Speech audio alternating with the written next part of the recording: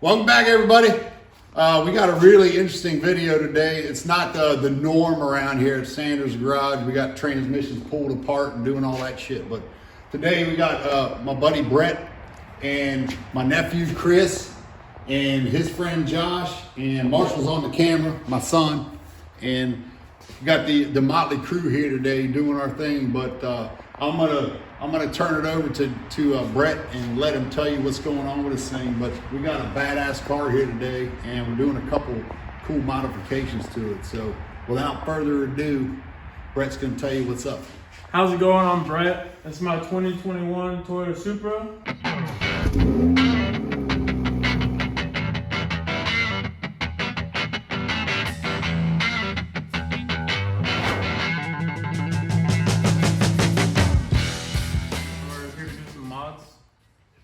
We're looking to do a front splitter install and then do a hyper dip spray on the stock OEM rims.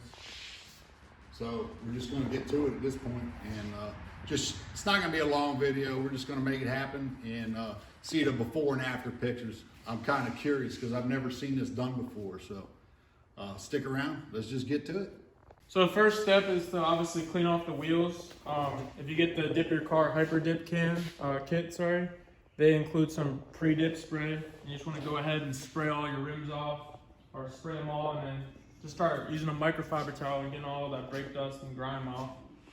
And then after that, your next step is just going to be to apply a light coat of that hyper dip just to get a good first layer going.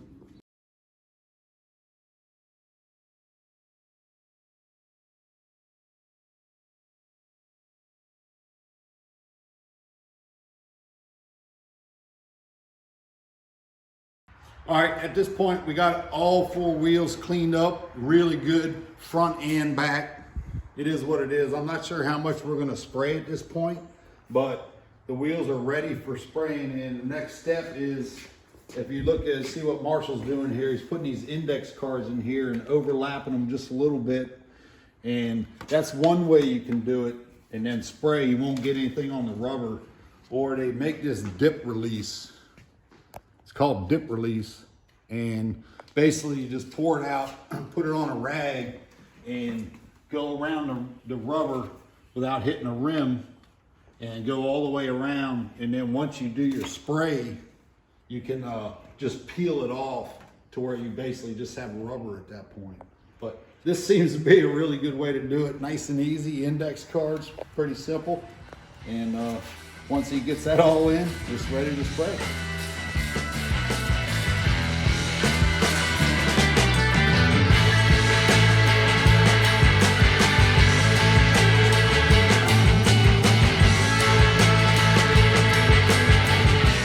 So now that we got all the index cards on each rim, we're going to go ahead and start spraying. And it's important for this first couple of coats to do a really light spray. And if you do that, you avoid surface defects, and then everything just adheres better to the rim. So we're going to get to it.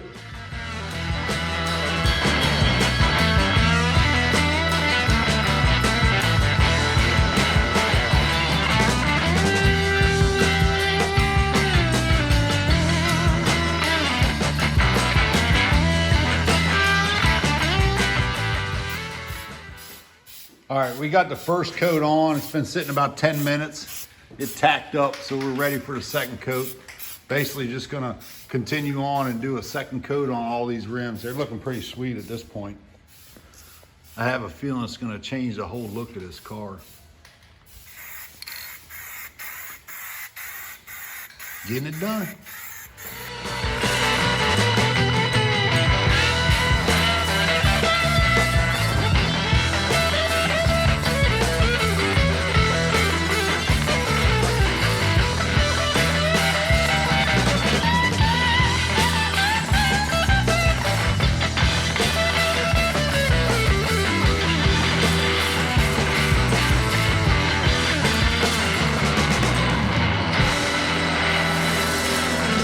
Got Brett in the house here.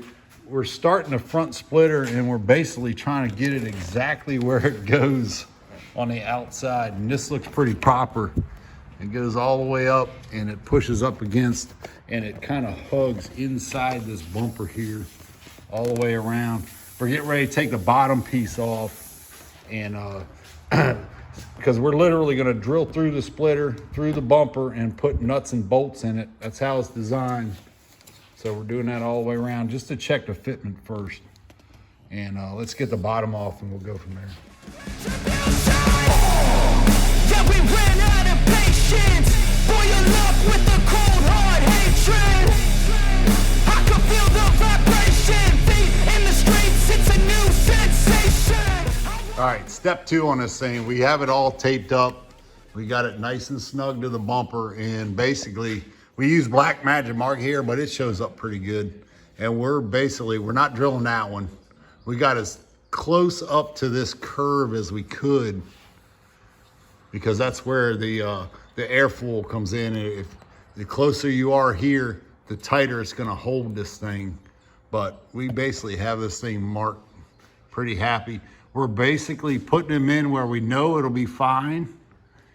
And then once it's bolted up, we're going to put a few more in. But yeah, we got it all marked, ready to drill. And the owner of the car is gonna do the drilling on this one. So if it's messed up, it's on him. That way I don't have to have any warranty at this point. Adrenaline awakened, I can taste it. We can make an impact, grab it, then take it. Like a disease, bring to their knees. All right, at this point, this is on the fly doing this, and we kind of screwed up because we didn't take the peel off first. So what we did, we basically drilled all our holes. If you look at this, drilled all our holes in here. So we got it drilled ready to bolt. And what we got to do now is take it off and take our peel off so it's nice and shiny.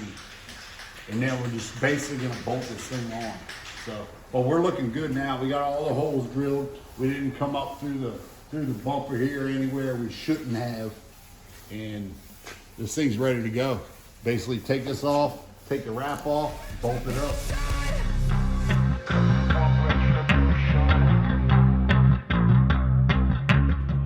All right, we got this thing all bolted up, man. This thing is happy. She is factory.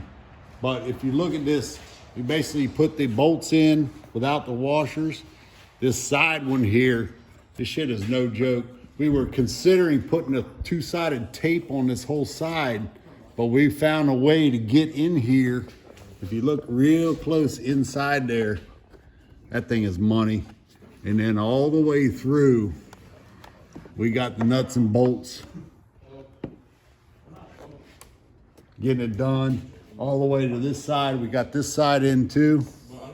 And there's no 2-sided tape needed. And then we did the front all the way through the best we could. And then 3 bolts towards the back of it just to hold it tight. And then we put the skid shield on, and this thing is factory. So I'm pretty happy with this.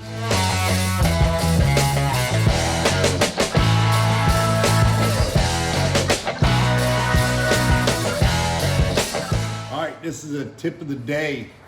We basically had a hell of a time putting these bolts up in here, behind here. And this shit is no joke. We got a bolt behind this little shield right here. But you take a pair of vice grips and hold the nut and get up behind there. And then you can hold it to get the nut started on the bolt. But yeah, that saved us a shit ton of time. Took me about half hour to figure that one out, but we finally did. And that's the way we got a lot of these bolts up here without fighting them and trying to hold it with your fingers and get up in there and dropping them 3-4 times. So it's a great tip. Just hold it with vice grips and get up in there. All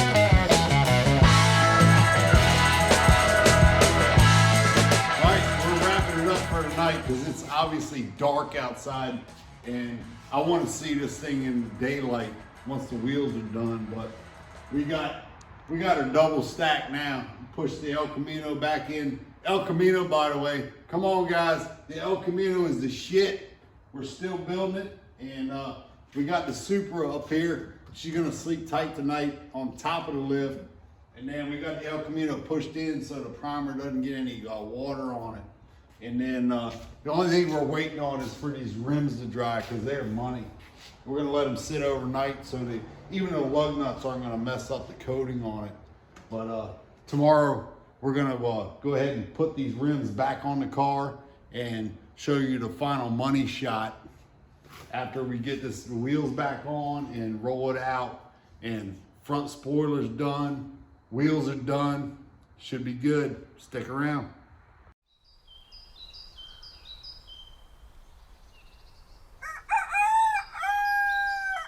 Good morning, everybody. Day 2. We decided, we got the rims done last night. I think it's got, what, 7 coats of the spray on it, and these things are looking good. I can't wait to see them on the car, but got the wheels are done. All we got to do is take off the shields, and that's pretty good. That worked out really good because we didn't get any paint on the rubber. So they're happy. We're getting ready to put them on the car. But one thing I want to show on this, if you ever go to lift one of these cars, they only have these 4 lift points. And that's the only place underneath this whole car you can really jack up. You probably could get underneath the rear here, but you got to be real careful jacking these things up because everything else is shielded and you're going to bend and break shit without even thinking twice about it. So we even had to use blocks of wood on here because this lift wouldn't go in far enough to hit the lift points. But just a note on that, and we're just going to put the car down and get the wheels on it and show you the after picture. So stick around, get into it.